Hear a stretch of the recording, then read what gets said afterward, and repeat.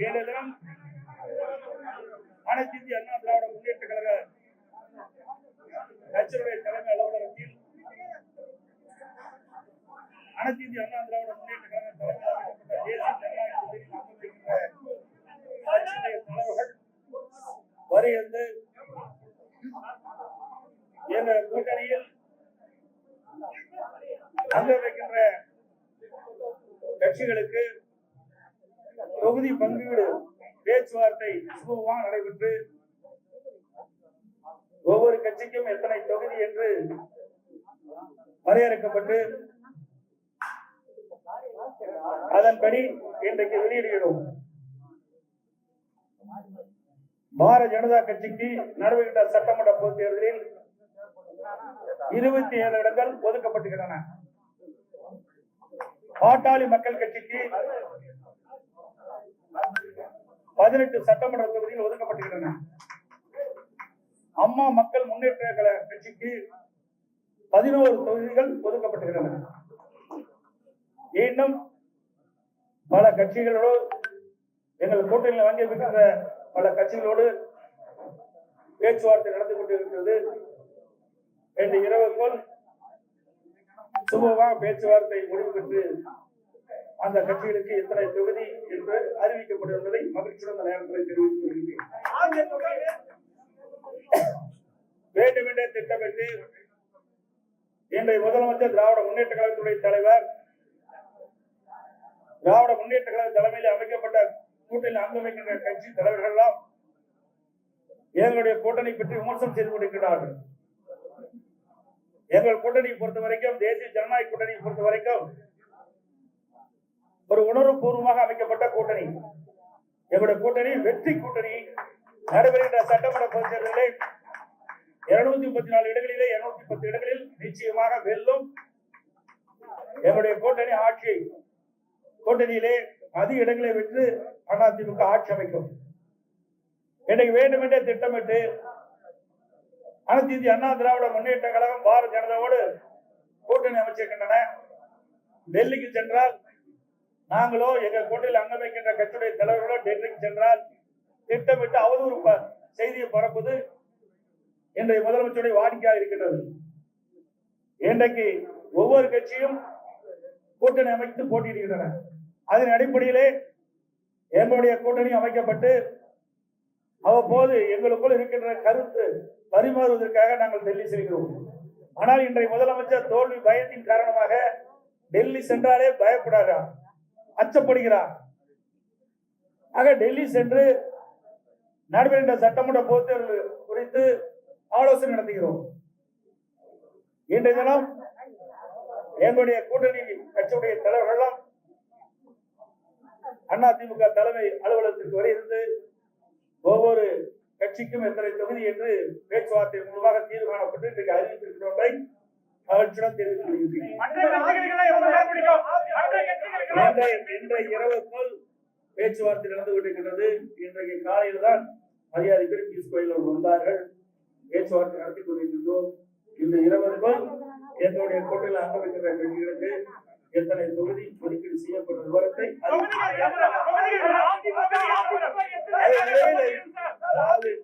ஒரே தொகுதியில் எந்தெந்த தொகுதியில் எத்தனை ஒவ்வொரு கட்சிக்கும் எத்தனை இடங்களில் அறிவிக்கப்படும். பிறகு இப்ப பேச்சுவார்த்தை நடத்தி எந்தெந்த கட்சிக்கு எவரிடம் ஒதுக்கப்பட்டதோ அந்த இடத்திற்கு தக்கவாறு தொகுதிகள் பேச்சுவார்த்தை மூலமாக தீர்வு காணப்படும். அதிமுக எத்தனை இடங்கள்ல போட்டியிடும் சார்? அதாவது அதான் சொன்னேன், பேச்சுவார்த்தை நடந்து கொண்டிருக்கிறது. இன்னும் சில கட்சிகளுக்கு நாங்கள் இடங்கள் அளிக்கப்பட வேண்டும். இறுதி செய்யப்பட்ட பிறகு உங்களிடம் நிச்சயமாக தெரிவிப்போம்.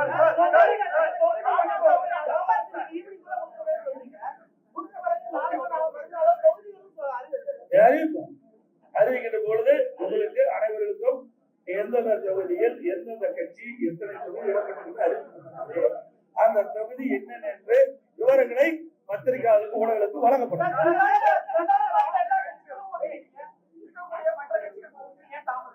ஏங்க இன்னைக்கு காலையில தான் வந்தேன். 20 நாள் நடக்குது, அந்த கட்சி கேட்க மாட்டேங்கிறீங்க. 20 நாட்கள் பேச்சுவார்த்தை நடத்திட்டு இருக்கிறாங்க. இன்னும் பேச்சுவார்த்தையும் நடக்கல.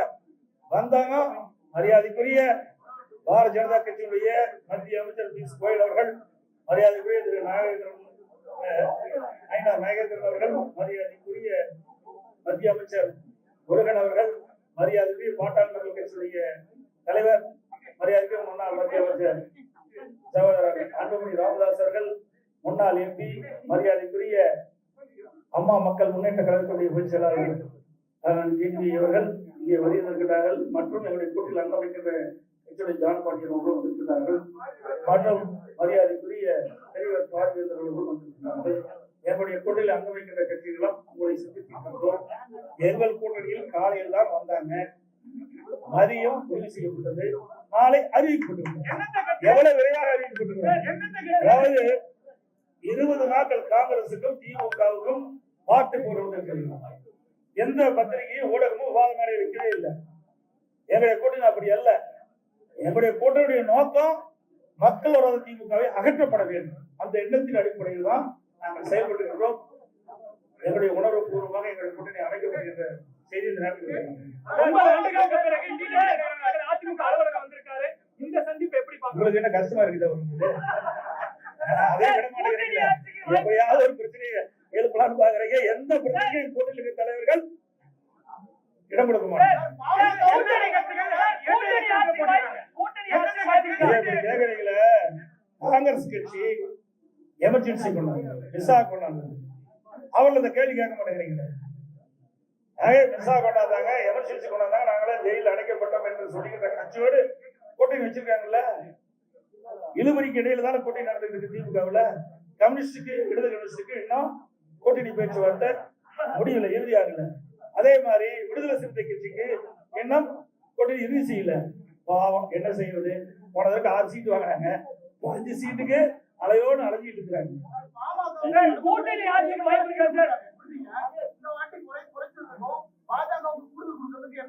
அப்படி எல்லாம் கிடையாது. நீங்க கேட்கிற கேள்வி தவறானது. எங்களுக்குள்ள பேசி ஒரு இணக்கமான சூழ்நிலை ஏற்பட்டு தான் இந்த கூட்டணி அமைச்சிருக்கிறோம். நீங்க ஓட்டு எடுத்து வாங்க வேண்டாம்.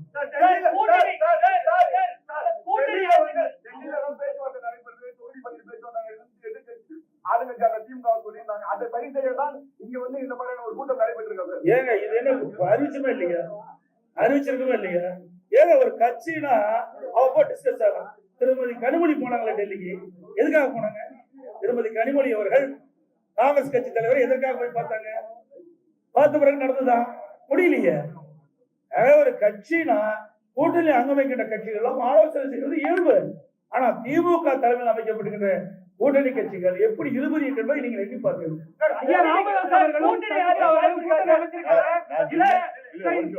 நான் டெல்லிக்கு போனது ராஜ்யசபால போய் கையெழுத்து போட போனேன். அத ஒரு விவாதம் மாத்தல. நான் பேச்சுவார்த்தை நடத்தினாங்கன்னா அனைத்து இந்திய அண்ணா திராவிட முன்னேற்ற கழகம் ஆட்சி அமைக்கும், உங்களுக்கு எந்த சந்தேகம் தேவையில்லை. திருப்பி 100 வரை கேட்டாலும் இதுதான். அதாவது வேண்டுமென்றே திட்டமிட்டு ஊடகங்களும் பத்திரிகைகளும் எங்களை ஏதாவது ஒரு சிரமத்துக்கு ஆளாக்கணும்னு நினைக்கிறீங்க. எங்களுடைய கூட்டணி பொறுத்தவரை தெளிவா இருக்குது. நன்றி, வணக்கம்.